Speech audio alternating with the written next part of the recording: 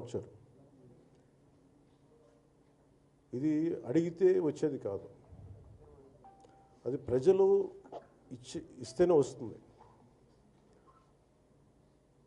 బేసిక్గా ఒకటి highest majority ఎవరికి ఉంది వాళ్ళు ప్రభుత్వం ఫామ్ చేస్తారు. వాళ్ళకంటే నెక్స్ట్ స్టేజ్ ఎవరికి ఉంటే వాళ్ళకి ప్రతిపక్ష హోదా ఇస్తారు. అంతేగాని గతంలో మేము ప్రభుత్వాన్ని పరిపాలించాం కాబట్టి మా ప్రతిపక్ష హోదా ఎవరికి ఇవ్వరు. కనీసం జనసేన కంటే కూడా ఒక సీట్ ఎక్కువ వచ్చినా కానీ వాళ్ళకి ప్రతిపక్ష హోదా దక్కేది. ఈ రోజున ప్రభుత్వంలో సెకండ్ లార్జెస్ట్ పార్టీ జనసేన. దాన్ని ప్రజల దృష్టికి తీసుకొద్దాం.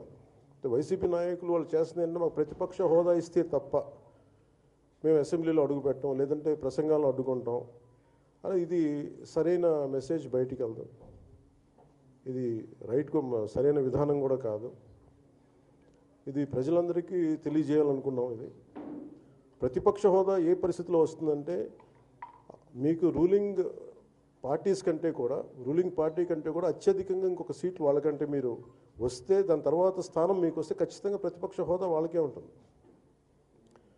21 సీట్లు ఉన్న జనసేన, 11 సీట్లు ఉన్న వైసీపీకి ప్రతిపక్ష హోదా ఎలా వస్తుంది? మేము వస్తే తప్ప మేము అసెంబ్లీకి రాము, ఇలా గవర్నర్ ప్రసంగాలను అడ్డుకోవటం అనేది ఇది సరైనది కాదు. ఇది ప్రజలందరికీ కూడా తెలియచేస్తున్నాం ఈ సందర్భంలో. అందుకని ఇది భవిష్యత్తులో కూడా మేము కోరుకునేది వైసీపీ నాయకుల్ని, మీకు ప్రతిపక్ష హోదా ఇవ్వకపోయినా ప్రజలు మీకు 11 సీట్లు ఇచ్చారు, దాన్ని గౌరవించి మీరు అసెంబ్లీకి రండి. మీ స్థాయికి తగ్గట్టుగా మీకు ఎన్ని ప్రశ్నలు అడగాలో దాని తగ్గట్టుగా ఇస్తారు మీకు. ఇవన్నీ దాటి మన స్పీకర్ గారు కూడా చాలా గౌరవంగా వాళ్ళు 11 సీట్లు వచ్చినప్పటికీ కూడా చాలా గౌరవంతో ఇంతకాలం వాళ్ళకి ఇస్తూ వచ్చారు. ప్రశ్నోత్తరాల సమయంలో కూడా ఆయనకి ఇచ్చారు.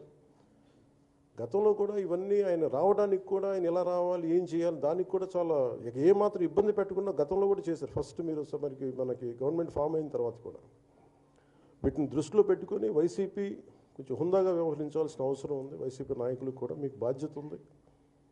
గవర్నర్ గారి ప్రసంగాన్ని మీరు ఆ విధంగా మీరు ప్రశాంతంగా విని దాన్ని వచ్చే జరుగుతున్న సమావేశాల్లో మీరు దాని లోటుపాట్లు మీరు చెప్తే బాగుంటుంది తప్ప ఇలా కూర్చోబెట్టి అరుపులు కేకలు ఇది సమంజసంగా లేదు.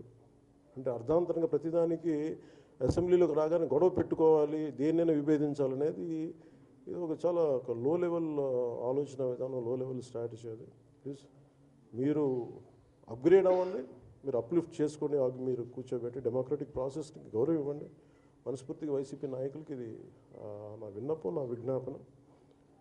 This what I would like to say. And నిజంగా కావాలి అంటే మీరు ఈ 5 సంవత్సరాల్లో మీరు ప్రతిపక్ష హోదా మీకు రాదు, అది మీరు మెంటల్గా ప్రిపేర్ అయిపోండి. 11 సీట్లతోటి మీకు ప్రతిపక్ష హోదా ఇవ్వబడదు, రాదు. ఎందుకంటే ఇది చంద్రబాబు గారు, గౌరవ ముఖ్యమంత్రి చంద్రబాబు గారు డిసైడ్ చేసేది కాదు, జనసేన డిసైడ్ చేసేది కాదు. దానికి రూల్స్ ఉన్నాయి, దానికి రెగ్యులేషన్స్ ఉన్నాయి, నామ్స్ ఉన్నాయి. ఉదాహరణకి నేనే మన కేంద్ర ప్రభుత్వం ఫార్మేషన్కి మేము వెళ్ళినప్పుడు పార్లమెంటరీ లీడర్ని ఎన్నుకోవాలి మనం కూర్చున్నప్పుడు, ఎన్డీఏ పక్ష నాయకుడు ఎన్నుకోవాలనుకున్నప్పుడు నేను నాయకుల స్థాయిలో నేను కూర్చున్నాను. అదే నేను ఇక్కడ మంత్రిగా ప్రమాణ స్వీకారం చేసేటప్పటికి నన్ను ప్రధానమంత్రి గారి పక్కన నన్ను కూర్చోబెట్టలా. నేను డిప్యూటీ సీఎం అయినప్పటికీ కూడా అది మంత్రి హోదానే కాబట్టి తిరిగి నన్ను మంత్రులందరూ పక్కనే కూర్చోబెట్టారు తప్ప ప్రత్యేకంగా నన్ను అక్కడ కూర్చోబెట్టలేదు. That is very specific rules and regulations నడుస్తాయి.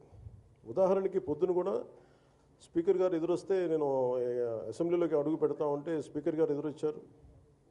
మనకి వచ్చి ఆయనతో పాటు రండి అని వెళ్తుంటే ముందుకు తీసుకెళ్తుంటే నాకు అనిపించింది, సార్ ఇది డిప్యూటీ సీఎంకి ప్రోటోకాల్ ఉండదు, ఓన్లీ ముఖ్యమంత్రి గారు, స్పీకర్, మనకు కౌన్సిల్లో ఉండే చైర్మన్ ఆయనే మీరు చేయాల్సింది తప్ప ఇది మేము ఉండేది కాదని చెప్పి నేనే వెళ్ళిపోయాను. ఎందుకంటే మేమే ప్రోటోకాల్స్ బ్రేక్ ఎందుకు చేయమంటే మాకు లేని ప్రోటోకాల్ మేము అడగం.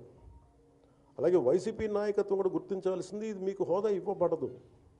ఇది చంద్రబాబు గారు ఆప్ చేస్తేనే కాదు, ఇది ఎవరు ఆప్ చేసింది కాదు, మీకు ప్రజలు మీకు ఇవ్వలేదు. మీకు అది మీరు దృష్టిలో పెట్టుకొని మీరు ప్రవర్తించాల్సింది మనస్ఫూర్తిగా నేను వారిని కోరుకున్న, అంతేగాని వారిని ఎక్కడ అవమానం పరచాలని కానీ వారిని తగ్గించాలని కానీ లేదు. 175 సీట్లు కేవలం పాపం 11 సీట్లే ఇచ్చారు వాళ్ళకి. ఆ దృష్టిలో పెట్టుకొని ప్రవర్తించవలసిందిగా మనస్ఫూర్తిగా వారికి కోరుకుంటూ మీకు తెలియజేసుకున్నాం. Thank you.